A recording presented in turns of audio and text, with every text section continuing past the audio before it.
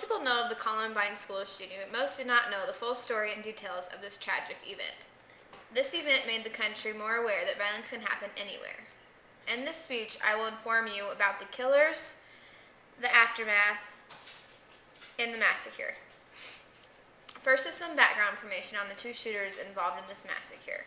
Dylan Klebold and Eric Harris both seemed like normal teenagers. Both came from good homes with parents still together.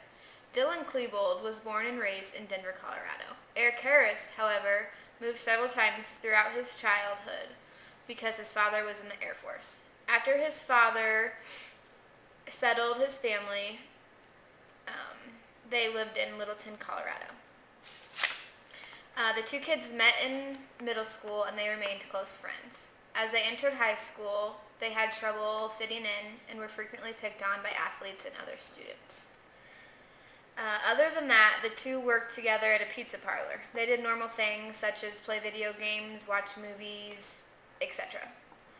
However, they were far from normal. They were plotting the unthinkable revenge on their fellow students. The next thing I will talk to you about is the preparations and events of this massacre. In Dylan's journal, it stated he had been considering suicide since 1997. In 1998, the two kids were arrested for breaking into a van and stealing. After that event was when they began planning the large massacre. That was a whole year before the event actually took place. They wrote in each other's yearbooks about the killing and their revenge. The both of them wanted to kill as many people as possible, so they studied certain things like how many people were in the cafeteria at lunchtime. The actual event took place on April 20th, 1999, around 11:10 a.m.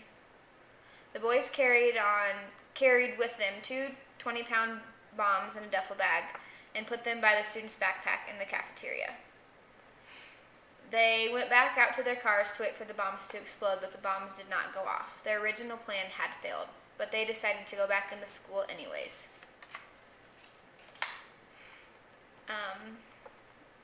Both boys wore black trench coats to conceal their weapons. They carried backpacks full of bombs and explosives. Blocks away from the school, the two boys set up a bomb to go off at 11:19 a.m. to distract police away from the school. Dylan and Eric started shooting the first shots at the students sitting outside the cafeteria, and then dropped small bombs as they walked around the school. They entered the school and continued their shooting rampage, and then lastly shot themselves in the head. The rampage lasted almost an hour. Finally, I will discuss the aftermath of this shooting.